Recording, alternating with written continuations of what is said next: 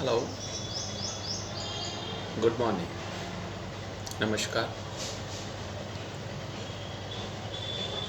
BSM 6 CC 607 unit 2 આજનું જે lecture જે છે એનું ટોપિક છે, એનું નામ છે BOT બોટ એન્ડ POP બોપ, એટલે કે બેલેન્સ ઓફ ટ્રેડ અને બેલેન્સ ઓફ પેમેન્ટ, અથવા ગુજરાતીમાં એને આપણે કહીએ વેપાર તુલા અને લેનદેનની તુલા. વેપાર તુલા અને લેનદેનની તુલા એટલે શું, એના તફાવતો, એમાં અસમતુલાના કારણો, સમતોલ બનાવવાના ઉપાયો, એની ચર્ચા આ ટોપિકની અંદર આપણે ચર્ચા કરવાની છે. તો આપણે ફર્સ્ટ જોઈશું કે what is meaning of balance of trade and balance of payment, એટલે કે લેનદેનની તુલા એટલે શું અને વેપાર તુલા એટલે શું. તો એ બંનેનો અર્થ આપણે જોઈશું. વેપાર તુલાનો અર્થ અલગ છે અને લેનદેનની તુલાનો અર્થ અલગ છે. વેપાર તુલા એ કોઈ એક દેશની કોઈ એક વર્ષના સમયગાળા દરમિયાન ફક્ત દ્રશ્ય વસ્તુઓની આયાત અને નિકાસનું સરવૈયું, જેને આપણે વેપાર તુલા તરીકે ઓળખવામાં આવે છે. ફરી રિપીટ કરું કે વેપાર તુલા એટલે શું, તો કોઈ એક દેશમાં ચોક્કસ વર્ષના એટલે કે ચોક્કસ સમય અથવા વર્ષના સમયગાળા દરમિયાન દ્રશ્ય વસ્તુઓની આયાત અને નિકાસનું સરવૈયું, જેને આપણે બેલેન્સ ઓફ ટ્રેડ એટલે કે વેપાર તુલા તરીકે એને ઓળખવામાં આવે છે, કહેવામાં આવે છે.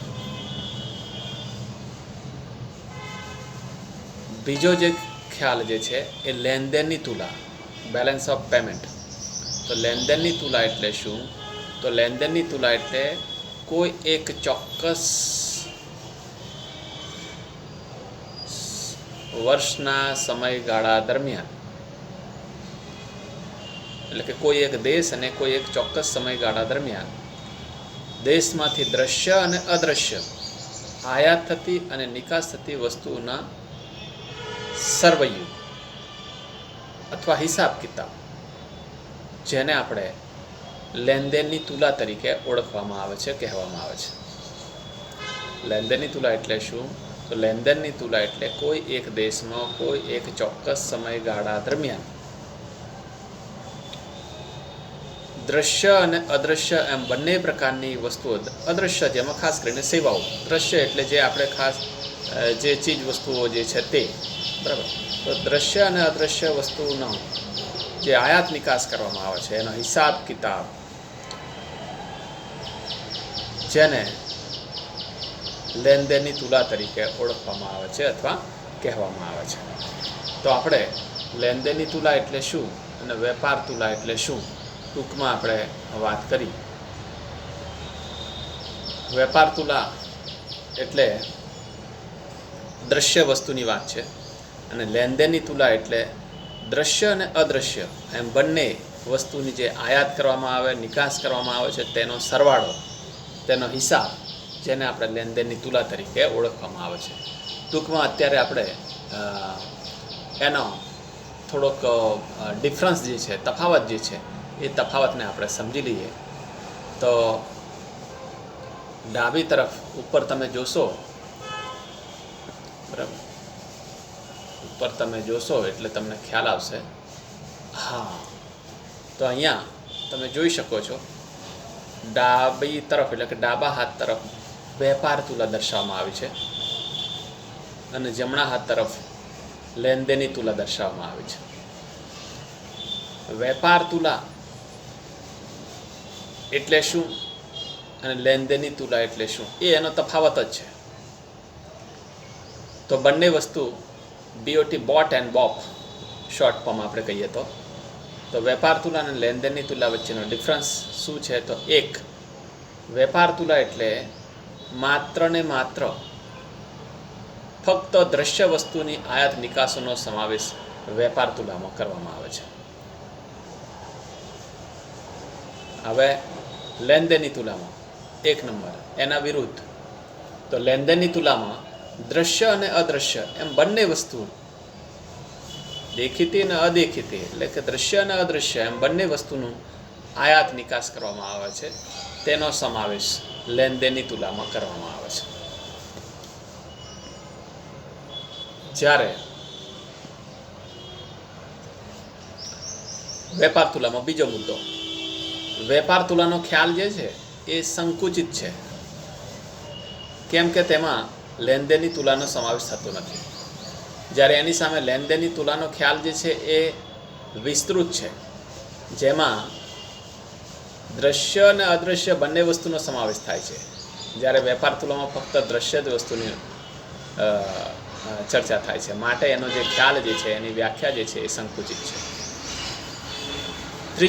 ત્રીજો ડિફરન્સ એ છે કે માત્ર વેપાર તુલા જાણવાથી દેશની આર્થિક સમૃદ્ધિનો ખ્યાલ આવતો નથી. જ્યારે લેનદેનની તુલાની આયાત નિકાસો જાણવાથી સમૃદ્ધિનો ખ્યાલ આવી શકે છે. ચોથો તફાવત વેપાર તુલામાં. વેપાર તુલા હિસાબની દ્રષ્ટિએ સમતોલ એટલે કે સમતોલાવાળી, પુરાતવાળી કે ખાદવાળી હોઈ શકે. વેપાર તુલા જે છે એ વર્ષ દરમિયાન તમે સમતુલામાં પણ હોઈ શકે, અસમતુલામાં પણ હોઈ શકે, ખાદવાળી પણ હોઈ શકે, પુરાતવાળી પણ હોઈ શકે. જ્યારે લેનદેનની તુલા જે છે, ચોથો મુદ્દો એમાં, લેનદેનની તુલા એ વિદેશ વેપારનું પાકું સરવૈયું હોવાથી તે હંમેશા સમતુલામાં જ હોય છે.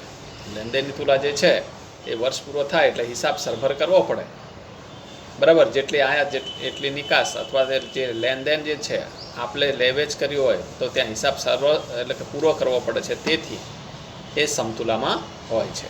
અને પાંચમો મુદ્દો વેપાર તુલામાં. દેશની વેપાર તુલા લાંબા સમય સુધી પ્રતિકૂળ રહે છે, પરંતુ અદૃશ્ય કમાણી વધારે હોય તો એનાથી ચિંતા કરવાની જરૂર નથી. જ્યારે લેનદેનની તુલામાં લાંબા સમયગાળા સુધી પ્રતિકૂળ રહે તો તેની મૂળભૂત અસમતુલા કહેવામાં આવે છે. એ સંજોગોમાં વિદેશી દેવું વધતું જાય. તેથી લેનદેનની તુલા એ આપણા માટે અથવા દેશ માટે ચિંતાજનક કહેવાય.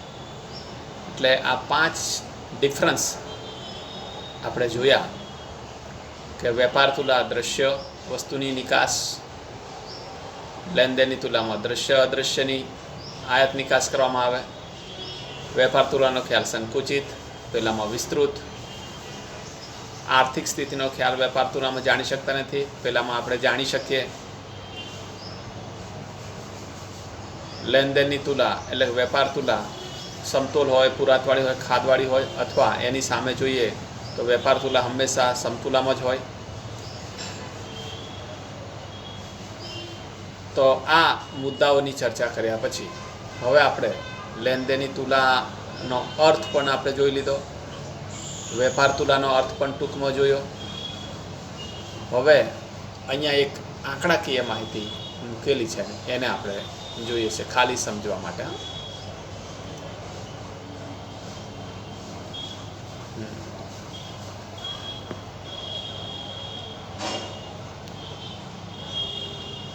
હા, વેપાર તુલાનો જે ખ્યાલ જે છે, તો વેપાર તુલા એટલે શું?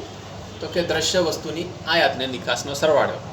દાખલા તરીકે અહીંયા કોઈ એક ચોક્કસ વર્ષ આપણે ધારીએ છીએ અને એ વર્ષના સમયગાળા દરમિયાન નિકાસી વસ્તુનું મૂલ્ય એટલે કે અહીંયા દ્રશ્ય એટલે દેખાતી જે વસ્તુ જે સ્પર્શ કરી શકે, ઉપયોગ કરી શકે સીધી એવી વસ્તુની નિકાસનું મૂલ્ય કેટલું?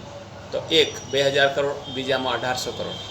આયાતી વસ્તુનું મૂલ્ય એ જ વર્ષના સમયગાળા દરમિયાન 1800 કરોડ અને બીજું છે 2000 કરોડ. તો એનો સરવાળો તમે કરો તો કેટલો થશે?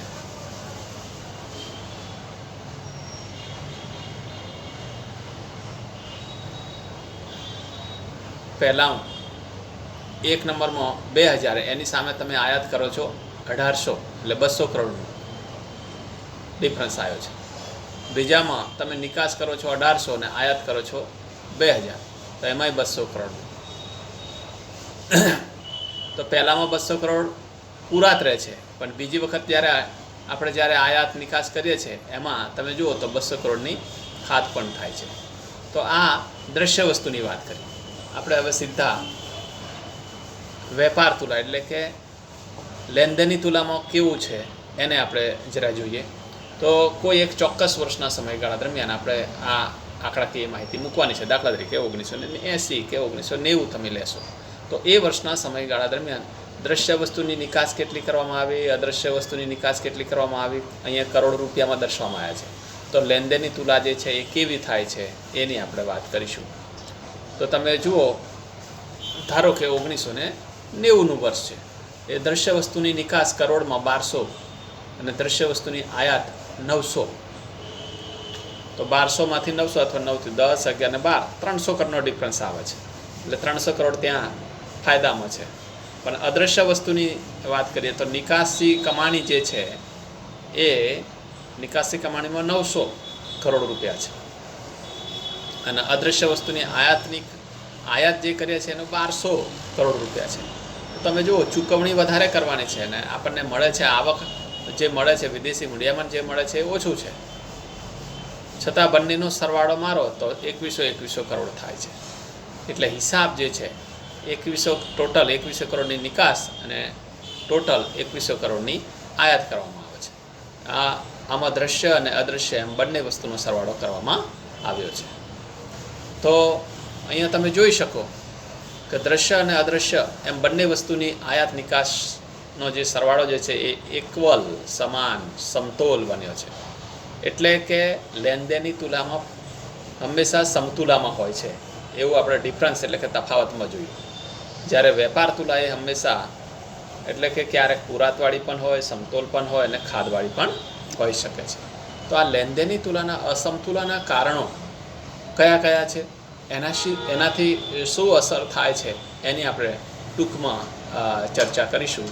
તો લેનદેનની તુલાના અસમતુલા એટલે કે લેનદેનની તુલા જે છે એ દેશ કોઈ ચોક્કસ વર્ષના સમયગાળા દરમિયાન વધારે આયાત કરી દે, ઓછી આયાત કરી દે, નિકાસ ઓછી કરવામાં આવે અને એની વિદેશી મૂડીયામાં આપણને ઓછી આવક મળે અને આયાતો વધારે કરવામાં આવે છે, ત્યારે લેનદેનની તુલામાં અસમતુલા સર્જાય છે.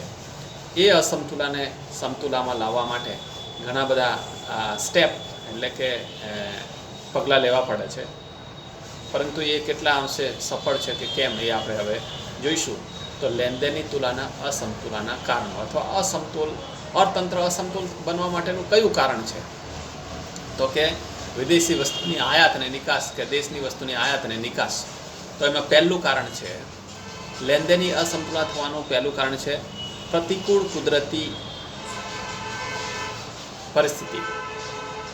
બરાબર, કેટલીક વાર એવી ઘટનાઓ બને, અતિવૃષ્ટિ બને, અનાવૃષ્ટિ બને, ધરતીકંપ આવે, રોગચાળો આવે, ત્યારે કુદરતી રીતે જ વેપાર જે છે એ વેપાર ઉપર એની સીધી અસર થાય છે. દાખલા તરીકે હાલના સંજોગોમાં જે કોરોનાની સ્થિતિ આવી છે એમાં આપણે જોઈએ છે તો વેપાર ધંધાઓ જે છે એ ડીમ પડી ગયા છે, બંધ પડી ગયા છે. તો આપણી નિકાસની કમાણી પણ ઓછી હોય તો નિકાસી વિદેશી મૂડીયામણ આપણને ઓછું મળવાનું છે અને સામે આપણે આયાતો જે છે એ મોટા પાયા પર કરીશું તો વેપાર જે છે લેનદેનની તુલા જે છે એ ખાધ ઉદ્ભવશે. એટલે કે લેનદેનની તુલામાં અસમતુલા સર્જાય છે. તો એ અસમતુલાનું મૂળ કારણ છે કુદરતી પરિબળ. બરાબર, તો કુદરતી પરિબળ આ જે છે એ માનવ સર્જિત ઘટના છે એવું પણ આપણે કહી શકીએ. કેટલીક વાર વધારે વસ્તુ ઓછું વસ્તુ ઉત્પાદન થાય તેના લીધે પણ લેનદેનની તુલામાં અસમતુલા સર્જાય છે. બીજો મુદ્દો છે, બીજું કારણ એ છે ફુગાવો. તો લેનદેનની અસમતુલા થવાનું મૂળ કારણ છે ફુગાવો. ફુગાવો એટલે કે જ્યારે ચીજ વસ્તુ કે સેવાની કિંમત સતત વધતી જતી હોય. હવે વધતી જતી હોય તો સ્વાભાવિક છે કે વિદેશી લોકો, વિદેશી વેપારીઓ આપણા દેશમાંથી વસ્તુની આયાતો ઓછી ને ઓછી કરતા જશે.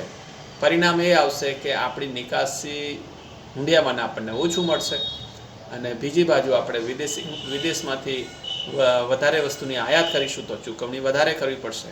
અને એના લીધે લેનદેનની તુલામાં ખાધ પ્રવર્તશે અથવા લેનદેનની તુલા અસમતુલા સર્જાશે.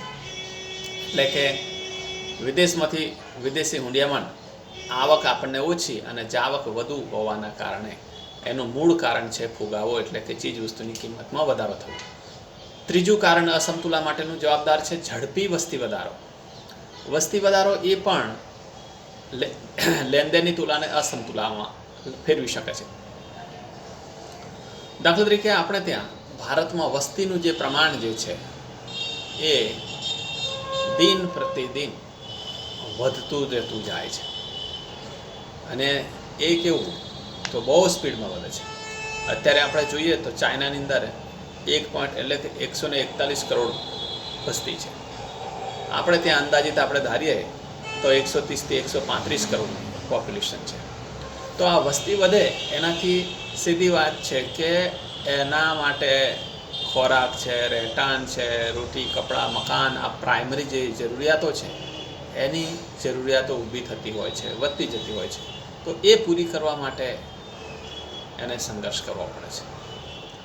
તો આ ઝડપી વસ્તી વધારો જે છે ને એ પણ અનાજ, કઠોળ, ખાદ્ય તેલ, કપડાં, આરોગ્ય એની શું કહેવાય અછત ઊભી કરે છે.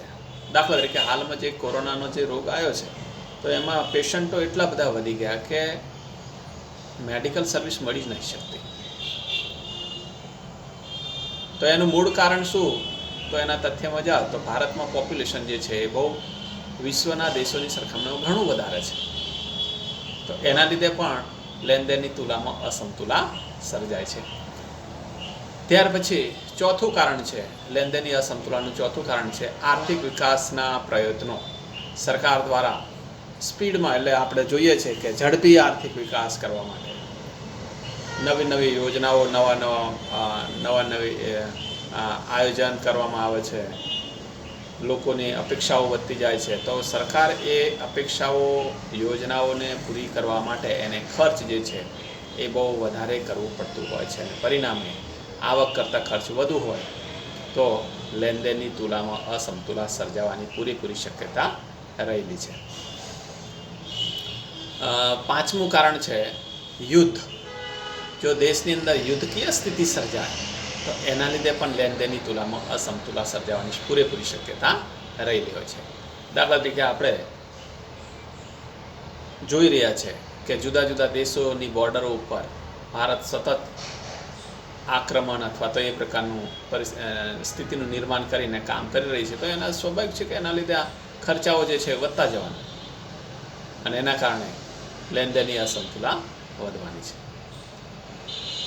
છઠ્ઠું કારણ છે વેપાર શરત વિરુદ્ધ જવી. કેટલીક વાર એવું બને કે વેપારની શરતો, હાલ તો આપણે વેપારની શરત આપણી તરફેણમાં છે એવું કહીએ છીએ. દાખલા તરીકે $1 બરાબર $60 છે એવું આપણે કલ્પના માનીએ. તો હાલ ઓછો છે, આયાત નિકાસ કરી રહ્યા છો અને 2-3 મહિના પછી $1 બરાબર $70 થાય તો તમારે $10 વધારે ચૂકવવા પડે છે $1 મેળવવા માટે. તો ખર્ચ વધી જવાનો ને એ ખર્ચ વધવાના કારણે પણ વેપારની તુલા ઉપર અસર થવાની, કે લેનદેનની તુલા અસમતુલા.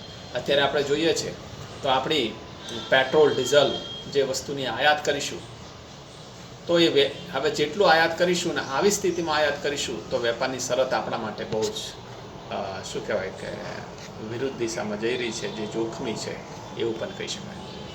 સાતમું કારણ એ છે અસમતુલાનું સાતમું કારણ છે ઉદ્બદ્ધ વિનિમય દર. એટલે કે વિનિમયનો દર જે છે એ બાહ્ય કૃત્રિમ રીતે ઊંચું રાખવામાં આવે છે. કેટલીક વાર ઊંચું રાખવામાં આવે છે, કેટલીક વાર નીચું ટકાવી રાખવા માટે સરકાર એના ઉપર નિયંત્રણો મૂકતી હોય છે. તો એના લીધે પણ વેપારની શરત જે છે એ વેપારની શરતો જે છે એટલે કે આપણે વિરુદ્ધમાં તો જાય જ છે પણ લેનદેનની તુલામાં અસમતુલા સર્જે છે. એના સિવાયના જે કારણો, અન્ય કારણો, આઠમો મુદ્દો છે અન્ય કારણો. અન્ય કારણોની અંદર ઘણા બધા એવા કારણો છે કે જેના લીધે લેનદેનની તુલા અસમતુલામાં આવી શકે છે. એક છે અનુકરણ અસર, એટલે કે દેખાદેખીની અસર. આપણે અત્યારે પાડોશીમાં ફ્રીજ કે ટીવી લાવ્યા હોય એટલે તરત જ આપણે ઘરમાં કહેવામાં આવશે કે આમને ત્યાં ટીવી આવ્યું, ફ્રીજ આવ્યું. તો તમે જુઓ દેખાદેખી અસર, બરાબર. તો આ દેખાદેખીની અસરના લીધે પણ દેશના લોકો વિદેશી વસ્તુના મોહમાં કે સેવામાં મોહમાં પડે છે અને પરિણામે એ વસ્તુની આયાતમાં વધારો થાય છે અને લેનદેનની તુલનામાં અસમતુલા સર્જાય. બીજું છે વિદેશી હરીફાઈમાં વધારો.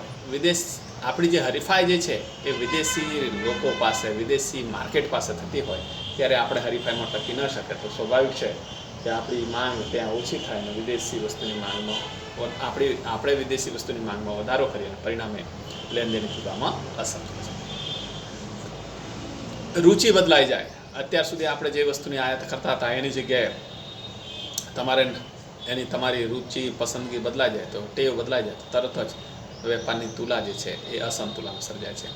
અનિશ્ચિત વાતાવરણ, ગેરરીતિઓ, પછી વિદેશી સરકારની નીતિ બદલાય, તો આવા બધા પરિબળોના કારણે લેનદેનની તુલામાં અસમતુલા સર્જાવાની શક્યતા પૂરેપૂરી રહેલી છે.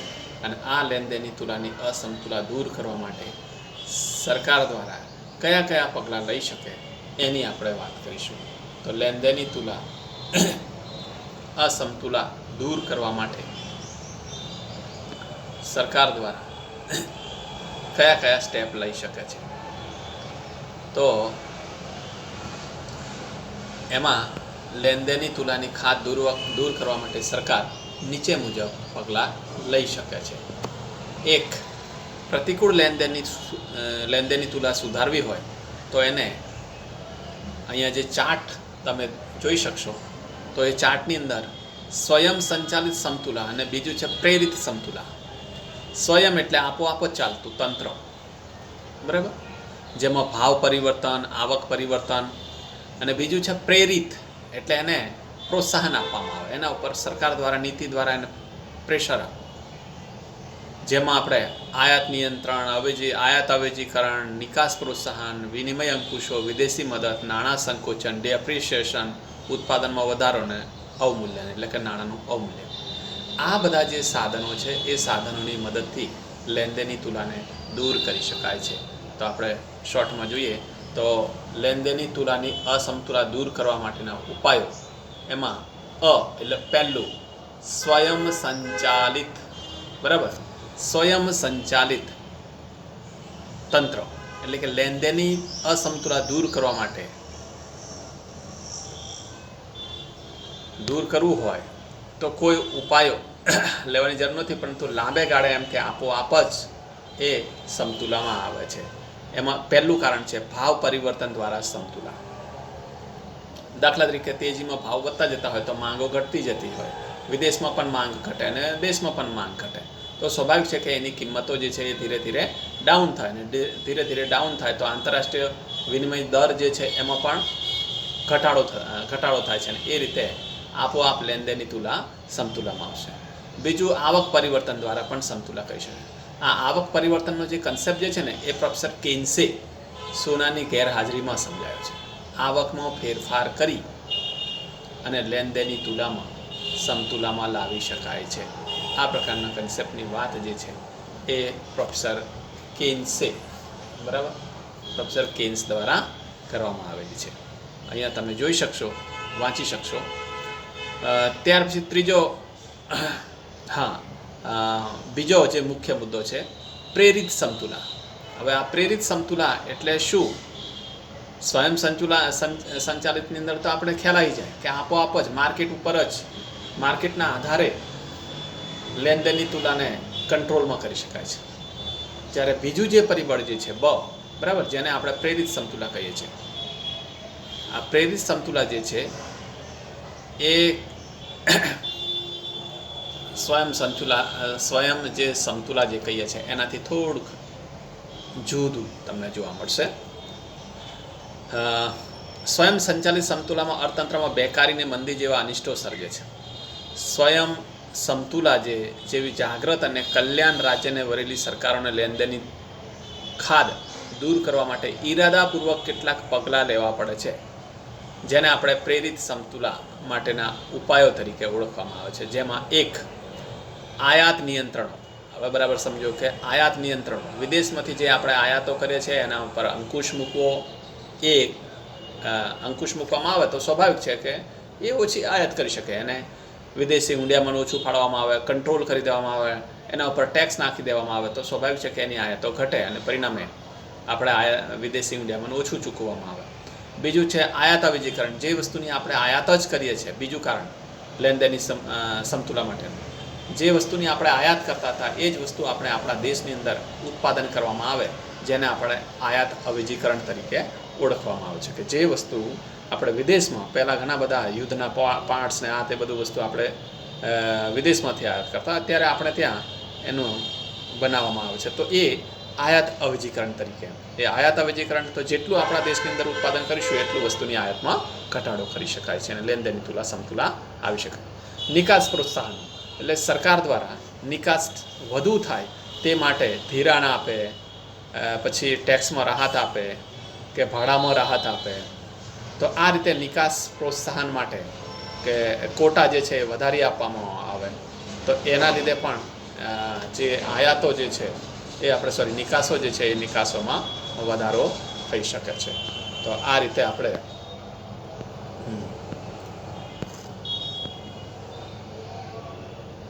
પછી છે વિનિમય અંકુશો. વિનિમયના અંકુશો લાદીને પણ લેનદેનની તુલાને બેલેન્સમાં કરી શકાય છે. વિદેશી મદદ, જ્યારે દેવું, હાલમાં તમે જુઓ તો પાકિસ્તાન દેવું ચૂકવવા માટે દેવું કર્યું, તો વિદેશી મદદ લઈને પણ લેનદેનની તુલાને સમતુલામાં કરી શકાય છે.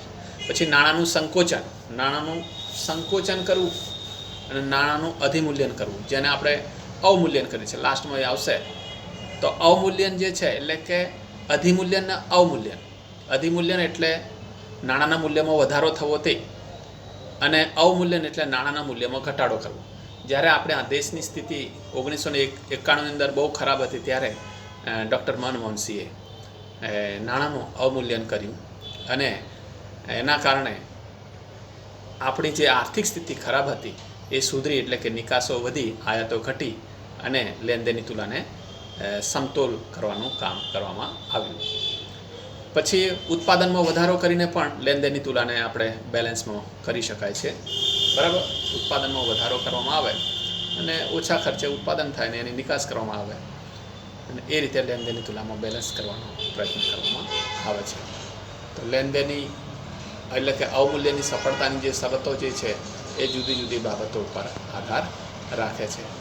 તો અહીંયા આપણે ટૂંકમાં લેનદેનની તુલા એટલે શું, વેપાર તુલા એટલે શું, એના તફાવતો, લેનદેનની તુલાના અસમતુલાના કારણો અને ઉપાયોની આપણે ચર્ચા કરી. Thank you.